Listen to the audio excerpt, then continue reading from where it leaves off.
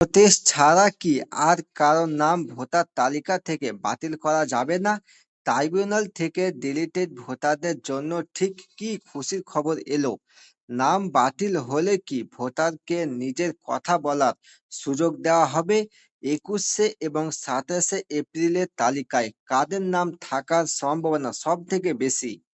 নমস্কার বন্ধুরা, আপনাদের সবাইকে স্বাগত জানাই কাশিদ অনলাইন হেড চ্যানেলে। পশ্চিমবঙ্গ বিধানসভা নির্বাচনের মুখে ভোটার তালিকা নিয়ে এক বিরাট বড় নির্দেশ দিল ট্রাইব্যুনাল। এখন থেকে যথাযথ প্রক্রিয়া এবং নোটিশ ছাড়া কোনো ভোটারের নাম তালিকা থেকে বাদ দেওয়া যাবে না। ট্রাইব্যুনালের এই নতুন সিদ্ধান্তের ফলে যারা দুশ্চিন্তায় ছিলেন তাদের জন্য একটি বড় সুযোগ তৈরি হলো। আজকের ভিডিওতে আমি আপনাদের ট্রাইব্যুনালের এই নতুন আপডেটটি বিস্তারিত জানাবো, তাই ভিডিওটি অবশ্যই শুরু থেকে শেষ পর্যন্ত দেখুন। আপনারা যদি এই চ্যানেলে নতুন হয়ে থাকেন, চ্যানেলটিকে সাবস্ক্রাইব করে পাশে থাকা বেল আইকনটি অন করে দিবেন।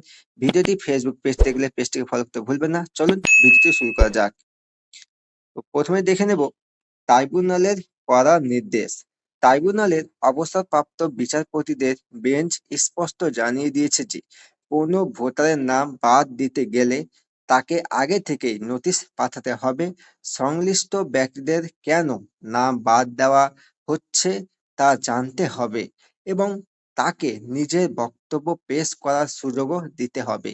ভোটার তালিকা সংশোধন নিয়ে এই কঠোর নির্দেশ দেওয়ার মূল কারণ হলো যাতে কোনো বৈধ ভোটার প্রশাসনিক ভুলে তালিকা থেকে বাদ না পড়েন। দেখা গিয়েছে বাতিল তালিকায় উল্লেখযোগ্য সংখ্যক মহিলা রয়েছেন, যার ফলে বিচারপতিরা বিষয়টিকে আরো গুরুত্ব সহকারে দেখছেন। এবার দেখুন যে নথি যাচাই ও পারিবারিক প্রমাণ। কমিশন সূত্রে জানা গিয়েছে অনলাইনে জমা পড়া আবেদনগুলোর নথি এখন খুব খুঁটিয়ে দেখা হচ্ছে, বিশেষ করে আবেদনকারীর পারিবারিক সংযোগ, যেমন ধরুন বাবা বা মায়ের সঙ্গে সম্পর্ক যদি নথির মাধ্যমে প্রমাণিত হয় তবেই সেই মামলার নিষ্পত্তি খুব দ্রুত করা হচ্ছে। প্রতিদিন বিচারপতিরা ব্যক্তিগতভাবে লগ ইন করে মামলাগুলো দেখছেন এবং প্রতিটি মামলা গ্রহণ বা খারিজ করার কারণ পোর্টালে বিস্তারিতভাবে লিখে দেওয়া হচ্ছে। স্বচ্ছতা বজায় রাখতেই ট্রাইব্যুনাল এই কড়া পদক্ষেপ নিয়েছে। এবার দেখুন যে নতুন ভোটার লিস্ট ও ভোটের সুযোগ। নির্বাচন কমিশন আগামী ২১শে এপ্রিল এবং ২৭শে এপ্রিল দুটি সাপ্লিমেন্টারি তালিকা প্রকাশ করবে। ট্রাইব্যুনালে যাদের নামের নিষ্পত্তি বহুতভাবে হবে তাদের নামই এই তালিকায় থাকবে। তবে মনে রাখবেন, এবার আর আলাদা করে কোনো ডিলিটেশন লিস্ট প্রকাশিত হবে না।